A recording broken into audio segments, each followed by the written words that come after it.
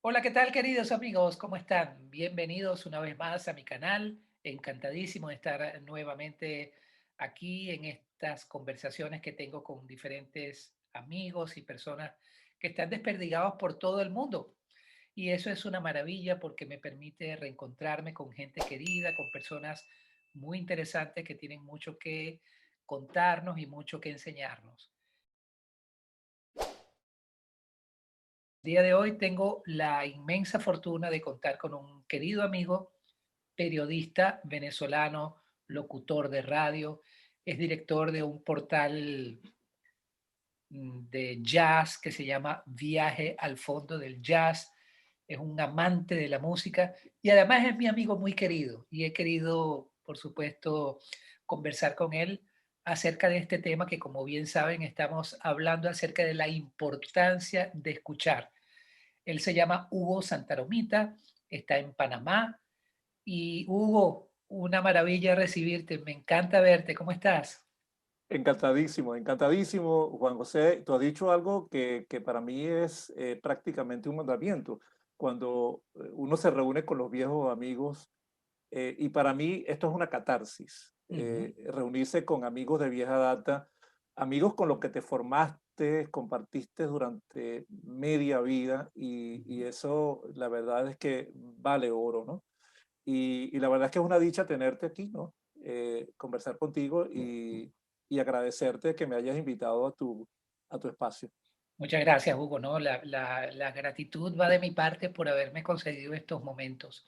No, para Con nada. todas esas características que yo he mencionado de ti, que eres periodista, locutor, hombre de medios, amante de la música, y una persona, bueno, en tus redes sociales has estado en los últimos tiempos también desarrollando una actividad más o menos similar en conversaciones con diferentes tipos de personas. Eres una persona ideal para conversar sobre este tema de la importancia de escuchar. Así de entradita, ¿qué nos puedes comentar? ¿Qué es para Hugo Santaromita ese concepto? ¿Qué es escuchar? ¿Qué importancia tiene para un comunicador social y una persona como tú el hecho de abrirse a la experiencia de escuchar al otro? Bueno, fíjate, Juan José, escuchar es el arma principal de un comunicador, sin duda alguna, porque se trata principalmente de ponerle atención a, a tu interlocutor. Es decir, un comunicador social busca información, interpreta la información de un interlocutor, necesita conocer el entorno en el cual está imbuido, el contexto y darle contexto a una información, sea de la naturaleza que sea una conversación entre amigos, sea una pieza de oratoria, por ejemplo, ¿no? En la que, por ejemplo, tú hablas en un auditorio en un tiempo determinado y luego de eso tú tienes que esperar las reacciones del público, ¿no? Claro. Entonces es un toma y dame muy interesante, pero en el caso de los comunicadores o de un comunicador social o de alguien que se dedique a hacer preguntas Ujú. en medios públicos, tiene que tener especial observancia el saber escuchar y el saber escuchar con paciencia, escuchar sin fanatismo, ¿no? Y con mucha ecuanimidad y con mucho equilibrio. No con esto te estoy diciendo que no se puede entrar en polémica. Claro. Claro que se puede entrar en polémica, porque nunca vamos a tener, o casi nunca vamos a tener los mismos puntos de vista que esperaríamos tener, porque obviamente tú puedes pensar de una manera muy distinta a mí, y a mí me ha pasado infinidad de veces con con políticos o con economistas o con músicos, Ujú. con los cuales me une una gran amistad, pero tenemos grandes diferencias en concepciones de la vida, por Claro. ejemplo, ¿no? Y no solamente en concepciones de la vida, sino en la manera de ver el oficio. ¿M? un periodista con otro periodista tiene maneras distintas de ver el oficio. O yo tengo una ideología distinta a la del entrevistado que le estoy haciendo algunas preguntas, por ejemplo, a un político, ¿no? Esto independientemente de que me guste o no. ¿Dónde está el secreto de saber escuchar, Juan José? En en el equilibrio, principalmente en el equilibrio. Sin equilibrio es muy difícil que se llegue a algo importante como es la objetividad. Aunque está muy trillado cuando dicen que la objetividad no existe. Ciertamente es muy difícil tener una objetividad absoluta, Claro, porque no se tiene, porque nosotros estamos imbuidos con una formación cultural, unos valores culturales previamente concebidos, preconcebidos. Uno nace y luego se forma con unos patrones específicos, una educación específica, unos valores familiares específicos, y eso te va moldeando desde el punto de vista de tu pensamiento, claro, ¿sí? Y qué pasa aquí? Que tú te enfrentas a un mundo totalmente distinto a ti, totalmente distinto. Y entonces ocurre esa magia que hay entre un entrevistador y un entrevistado. Tú me estás entrevistando en este momento, pero probablemente en el curso de la conversación surjan algunas diferencias que son totalmente solventables por el diálogo, ¿no? claro. Y entonces yo te escucho a ti de una manera muy equilibrada, muy paciente, luego yo te respondo de una manera muy equilibrada y muy paciente. Claro. Entonces, es eso, pues, y yo te puedo dar como ejemplo cuando yo he entrevistado a muchos políticos o muchas personas que tienen que ver con actividades muy complicadas como la economía, por ejemplo, que son actividades muy duras, muy difíciles, ¿no? Y lo primero que hay que mantener es el contacto visual. Ujú, Eso es lo primero. Para tú saber escuchar, hay que mantener el contacto visual de una manera muy natural. claro. Es decir, mostrarle interés a tu interlocutor de que lo estás escuchando. Claro, que le estás prestando una atención completa. Correcto. Exacto. Hacer preguntas, yo diría, de vez en cuando para demostrar que estamos atentos, Correcto. por ejemplo, ¿no? Que estamos atentos a lo que la persona está diciendo y que además tenemos interés por lo que me están contando en ese momento, ¿no? ¿Ok? Eh, También pues vale la pena repetir de vez en cuando lo que ha dicho la otra persona, y esa es otra forma pues de demostrar también que estamos poniendo la atención y Claro, que estamos estamos conectados con lo que el y, y- otro dice, claro. y que estamos escuchando con la debida propiedad, ¿no? Esto no te lo enseñan en la universidad, ni te lo enseñan en una academia, ni nada por el estilo. En la universidad te enseñan las cosas Técnica, teóricas, sí. digamos teóricas, que tú debes poner en práctica cuando sales a la calle. Yo particularmente, a pesar de ser un informador, y lo encomillo, de las cosas que suceden a diario eh, y no tan a diario, de una realidad, de un contexto social, también tengo mi corazoncito, ¿no? Y eso tiene que ver con que nosotros podemos interpretar la realidad de acuerdo a nuestra concepción de la vida, ¿no? Pero cuando te enfrentas a un entrevistado, a un interlocutor, tú tienes que también eh, ofrecerle respeto a ese interlocutor Claro, para saber cómo tú vas a ripostar una vez que tú lo has escuchado. Porque si no, vas a quedar muy mal. claro. Vas a quedar muy mal como preguntador, como comentarista, Claro. como periodista, así de sencillo, ¿no?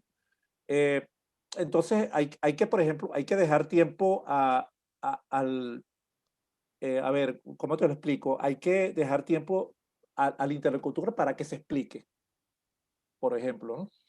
Sí, bueno, Eh, este tema del equilibrio, pues esa cosa fina de saber entrar, salir, digamos como danzar con el otro, si la imagen cabe dentro de lo que estás diciendo, me parece que sí. ¿Cómo podemos en esa comunicación, que es como una danza de un ir y venir, ¿verdad? ¿Cómo te metes ahí en eso? ¿Cómo sigues cómo empalmas ese ritmo? ¿Cómo entras a esa dinámica cuando el otro está hablando y está diciendo algo, pues, que tú claro, justamente claro. le preguntaste además? Claro, es que tú has dicho algo muy preciso, muy exacto. Es una danza. Es una danza. Comienzo yo, luego viene él, viene el otro, vengo yo, luego viene él, porque llega el momento en que tienes que hacer preguntas, haces preguntas sobre el tema, luego sigue un ritmo de conversación como tú y yo lo estamos haciendo en este momento, pero tú me estás escuchando.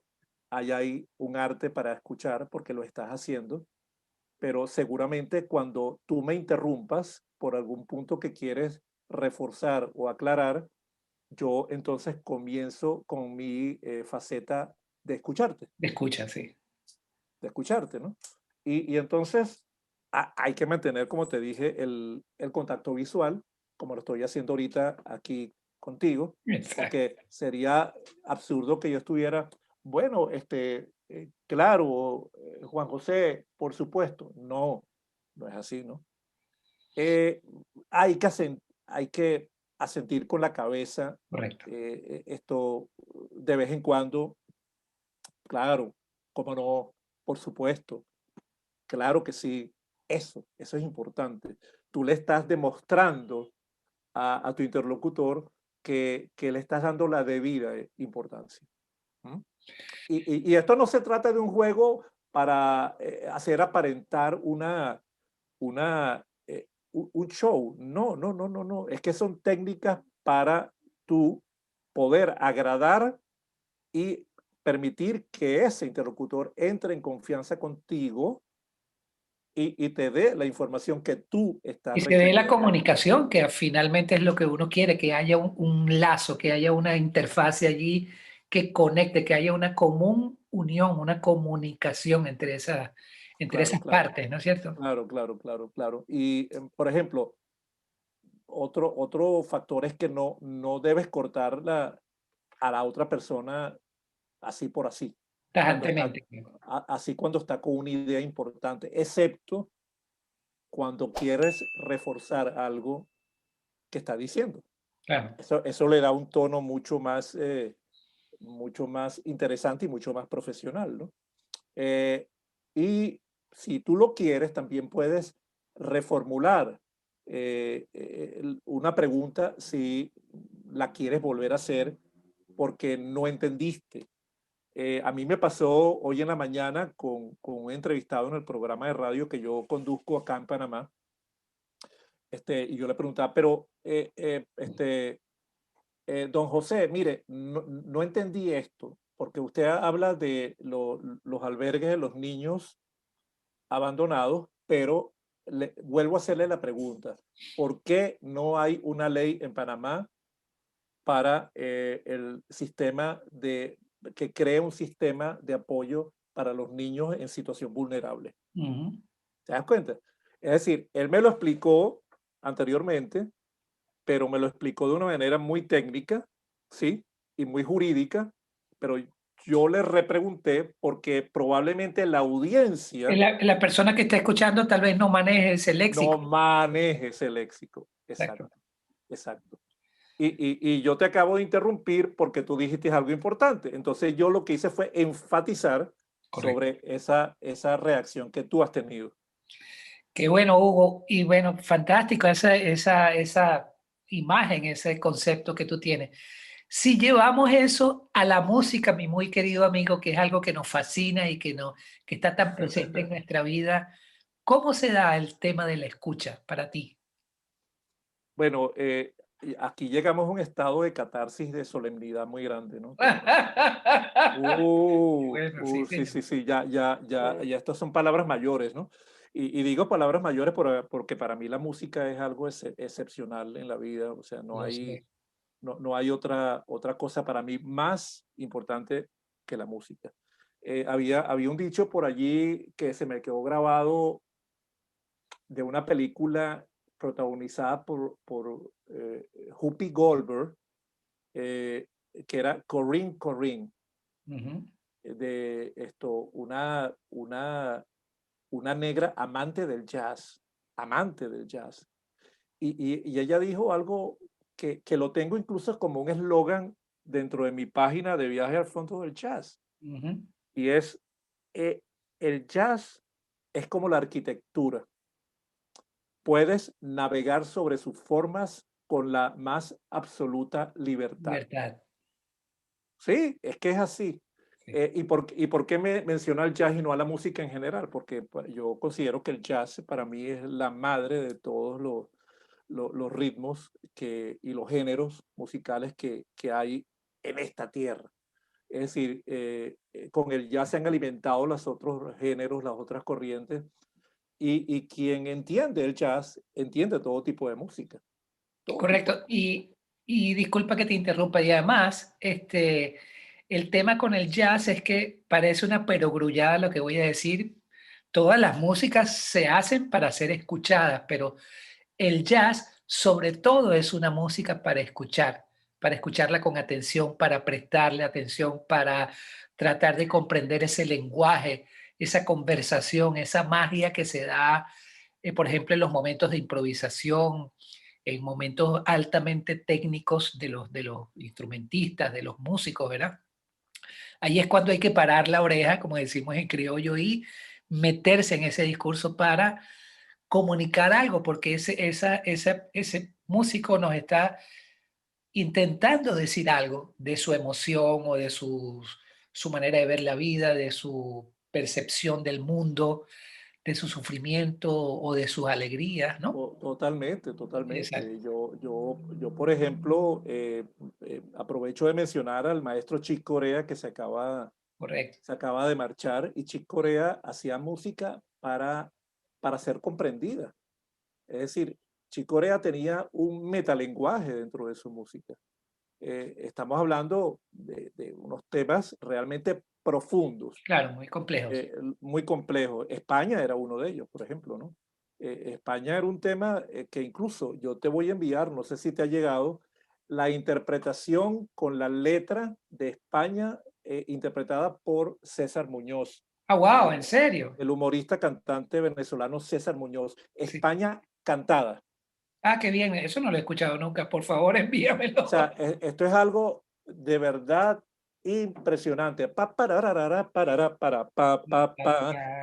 pero cantado. Wow, qué Pa, bien. pa, pa, pa, pa, pa, Y pa, además para, con el pa. talento de César, que es, bueno, fuera de serie, ¿no? Increíble, sí. Te recomiendo que si tienes una oportunidad, logres entrevistarlo porque es un personaje, No, un no, personaje.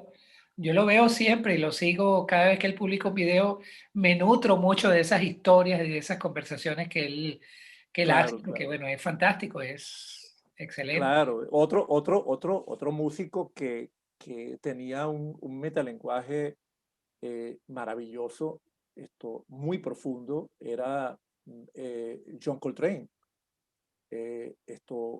John Coltrane se formó en las escuelas de Ravi Shankar, por ejemplo, ¿no? Ujú, sí, Música oriental. John Coltrane trajo la inspiración oriental a los Estados Unidos. correcto, sí. John Coltrane no fue un músico de masas, No, fue un músico para una élite que quería entender y quería ser interpretada a través de la música. es correcto. Esa masa quería ser interpretada a través de la música. En un bar donde había tristeza, donde había desencuentros, donde había venganza, Sí, donde había desamor, donde había tantas cosas, ¿no? donde había amoríos o Exacto. desamores. ¿entiendes? Ujú. Eso era John Coltrane, pero es que además había una espiritualidad sumamente poderosa en la música de John Coltrane. Sí, él y Eh, en el final de su vida, él se abrió a una espiritualización de su música, o una parte espiritual que fue muy interesante, y empezó a ver los giros armónicos, entonces los trasladaba al tema astronómico, bueno, todo un Así es, tema así es, así es, profundísimo. Y así sin es. duda alguna fue por abrirse a la experiencia de la escucha. Es Correcto, increíble. correcto, correcto, claro. Sí. Ahora, fíjate, yo siento que escuchar atento ayuda a ambas partes a mantener la calma cuando se trata de una crisis, por ejemplo, o discutir, digamos, un tema sensible. Ujú. ¿Ok? Ahí el escuchar es importantísimo, importantísimo, ¿no? Porque escuchar de esa manera en un momento de crisis, un momento de un tema sensible, aumenta mucho la confianza entre las dos personas que están conversando, ¿no? No, y relaja la conversación, la pone en un nivel de sosegamiento, la pone en un nivel, digamos, de mucha compasión, de mucha comprensión, ¿no? Sobre todo eso, ¿sabes qué lo que se ha perdido, Juan José? La comprensión por el prójimo. Sí. Entonces, cuando se suele hablar en público o no en público, ocurre que nuestro ego es el protagonista de la conversación, donde yo y solo yo tengo la razón. No es así. Es decir, independientemente del tema que estés tocando, por complejo que sea o no, tú tienes que darle oportunidad al prójimo, porque prójimo, la palabra lo dice, es el próximo, El próximo, el que tienes ahí, pues claro. es el que está al lado tuyo. Y sería irrespetuoso que tú simplemente quieras imponer tu criterio, Sí. ¿no? Cuando yo, no te estoy diciendo que yo sea un ejemplo de un dechado de virtudes, porque muchas veces yo trato de imponer mi criterio en momentos en que se trata de hacer justicia, por ejemplo, ¿no? ¿Sabes, no? Claro. Por ahí van los tiros, como decimos en buen venezolano, por ahí van los tiros. Es Ujú. decir, yo, yo, yo trato de imponer mi criterio cuando se trata, a ver, por ejemplo, de defender las libertades civiles, ¿sí? Que eso no tiene negociación alguna. Claro. Cuando yo tengo que hablar en contra de un dictador, en este caso de los que gobiernan Venezuela, por ejemplo. Ujú. No tengo ningún empacho en luchar, pelear y tratar de imponer mi criterio. ¿Por qué? Porque se trata de un tema de justicia. Sí. Esto, ahora, cuando ese otro interlocutor te, te permite, por sus características humanas, lograr dialogar, es distinto. Pero cuando estás en presencia de una lucha frontal por la libertad, por la democracia, simplemente por reivindicaciones de tipo social, pues ahí digamos que cambia un poco la situación, ¿no? Esto te lo digo para enfatizarte en que no somos perfectos en la manera en que siempre llevamos la comunicación, ¿no? Claro. Eso va a depender también del entorno Sí, en y es el... un desafío para todo, es un desafío diario de cómo tú te Claro, comunicas con los demás y ¿no? claro, a la final debe privar el consenso o la negociación. Consenso o negociación. Es decir, cuando es consenso, porque los dos estamos de acuerdo. Claro. Pero cuando no estemos de acuerdo y no haya consenso, pues bueno, tenemos que negociar. ¿Ok? Tú crees en lo tuyo, yo creo en lo mío, pues, pero esto habrá otra ocasión para volver a tocar el tema. ¿M? Entonces, ahí es donde surge entonces el carácter amplio de un comunicador digamos, la magnanimidad de un comunicador para entender que esa persona necesita más tiempo para ser abordada en otro momento, ¿sí? Entonces, esto es un juego muy sutil de sensaciones sociales, de sensaciones personales, un tema donde está involucrada la moral, Y la emoción muchas veces, mucha, la emoción, la ética, ¿m? la estética, de, sí, todo. la estética, porque ética sin estética no sirve. Así es. Tú lo sabes muy bien, ¿no? Ética sin estética no sirve. No, no, Esto no existe porque son las dos, son parte de un mismo fenómeno. no existe, no existe, ¿no? Esto cuando, porque cuando, tú sabes que cuando hay un dicho que dice que cuando estás en crisis y quieres ser ético, pero no te puedes dedicar a la estética.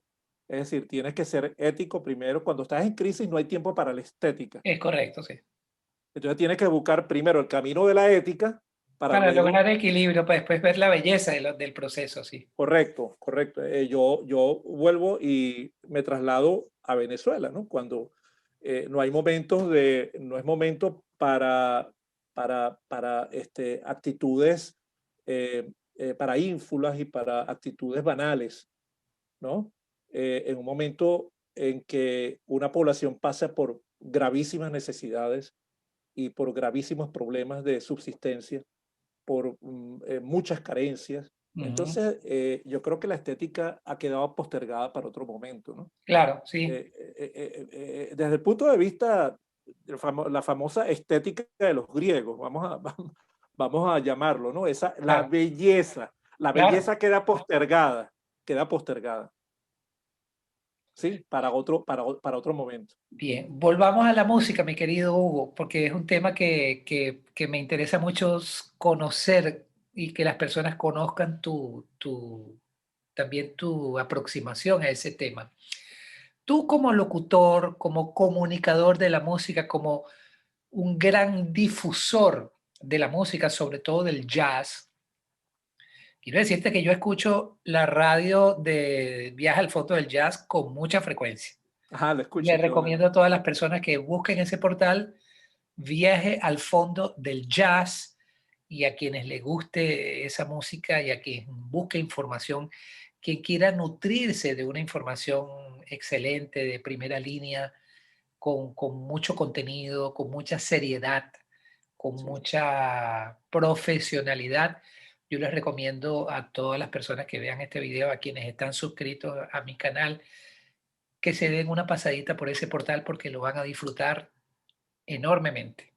Gracias, gracias. Y yo soy un usuario de tu portal porque me encanta, porque a mí también me parece que el jazz es una música que dentro de su propia naturaleza, cómo se pudo, dentro de su propio proceso de formación y de emerger el jazz en el mundo, pues vino con unas bases muy robustas, vino con una calidad muy grande y supo meterse pues entre las demás cosas para decir, yo también estoy aquí, escúchenme a mí también, ya que estamos Claro, hablando de claro, la claro, escucha, ¿no?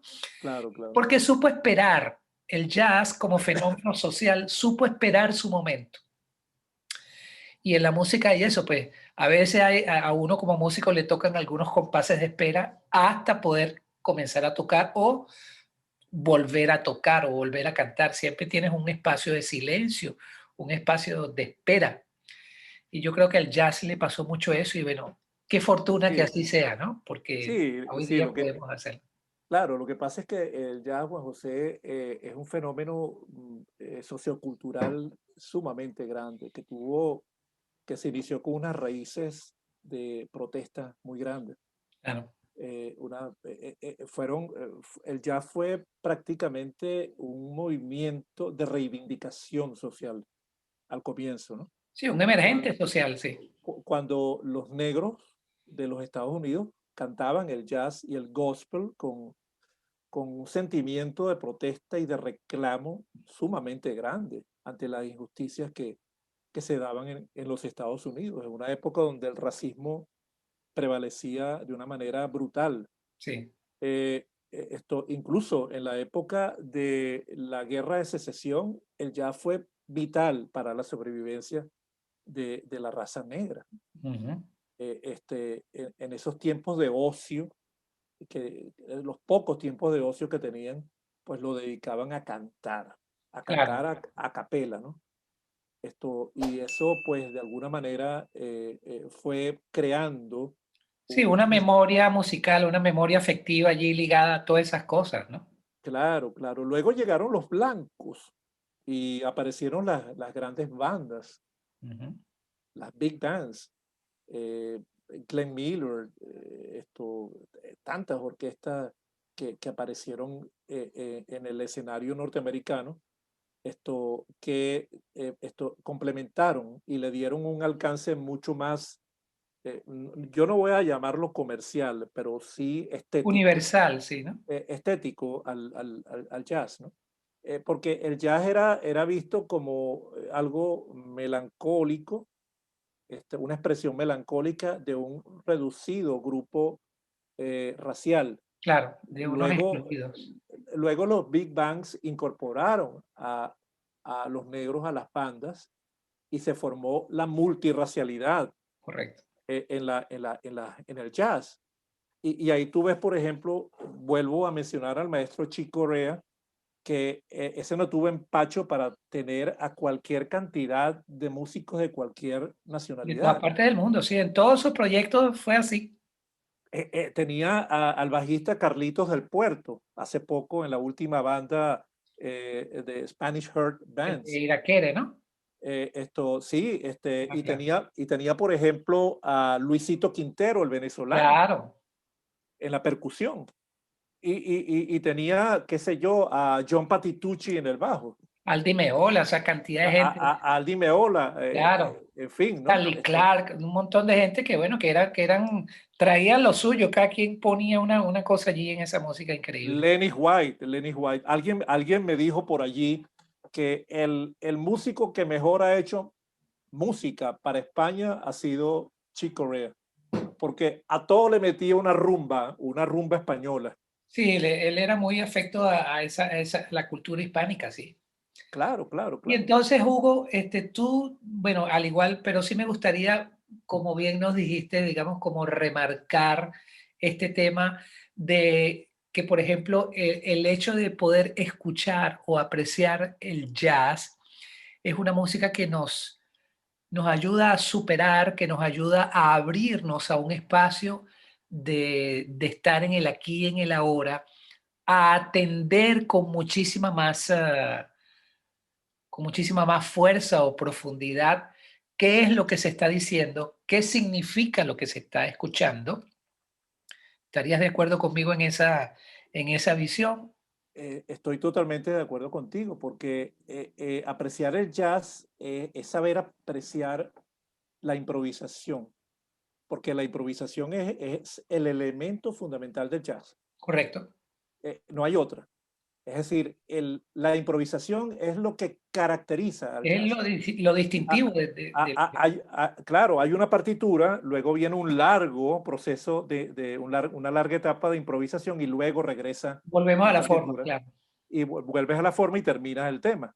claro. Ese es el jazz. Sí, Pero es que además, ¿por qué el jazz me ha enseñado y te ha enseñado a ti también a apreciar la música en general, precisamente por el grado de improvisación que tiene el jazz, por la libertad que muestra el jazz? Es decir, tú puedes escuchar hoy un tema ecléctico como, qué sé yo, Armando Rumbas ujú. de Chick Corea, como puedes esto también, o te trasladas a Mediterranean Sundance de Aldi Meola Aldi Meola, Paco de Lucía y John McLaughlin, sí. y John Wow. McLaughlin, o te vas a la Mahavishnu Orchestra Porque está allá, sí. de John De John McLaughlin. McLaughlin, wow. Es decir, estamos hablando de libertad absoluta. Y eso es el jazz. Cuando, o sea, ¿cómo podemos nosotros apreciar la música teniendo una especie de, de cultura aprendida escuchando el jazz? Claro, pero decidir, ¿no es cierto? Hay que disponerse a escuchar con atención, más allá de lo que uno a veces le guste o no le guste, porque la música también tiene eso, ¿no? Si nosotros nos vinculamos solamente con lo que nos gusta, pues termina siendo una cosa aburrida, banal, sin ningún tipo de emoción.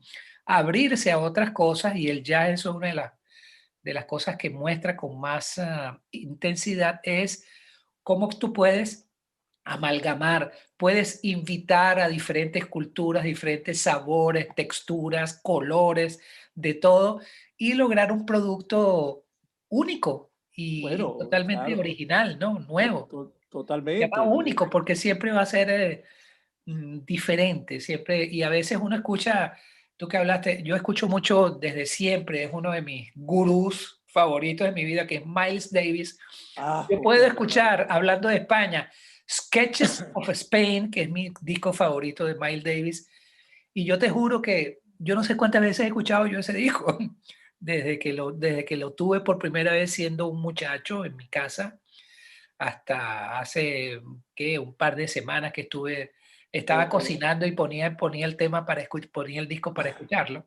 o por ejemplo, Beaches Brew también, Ah, ¿no? wow, sí. Ese es otro. Pero es impresionante porque tú de repente, por más que tú escuches algo, llega un momento en que tú dices, wow, yo no me había dado cuenta que esto estaba aquí, ¿no? Bien Correcto. sea un acorde, bien sea un momentum de intensidad o un momentum de melancolía, un momentum de mucha intelectualidad, como es muy notable en la música de Davis, y siempre te sorprende. El jazz es una música que siempre, siempre, siempre te sorprende porque tiene eso que tú acabas de decir, que es la libertad. Lo tiene allí metido en las venas y eso se exuda, la música del jazz exuda eso, ¿no? Exuda totalmente. Claro, Cuando es que el jazz es eso, tú puedes encontrar Latin jazz en sus distintas variantes. Puedes escuchar a Arturo Sandoval, puedes escuchar a Paquito de Rivera, el puedes trabuco escuchar venezolano, el imagínate tú. Trabuco de Alberto Naranjo, Claro, que paz descanse. wow. Es decir, hay una variedad, como puedes escuchar el jazz flamenco de Chano Chano Domínguez, Domínguez, correcto, sí, o del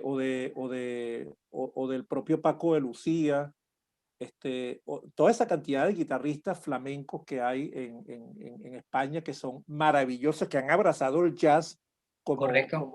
como Tomatito, por ejemplo, que han abrazado el jazz como suyo y han logrado una fusión maravillosa. Yo te recomiendo que escuches a un grupo llamado Patax, con X al final, Patax. Esa es una cosa espectacular.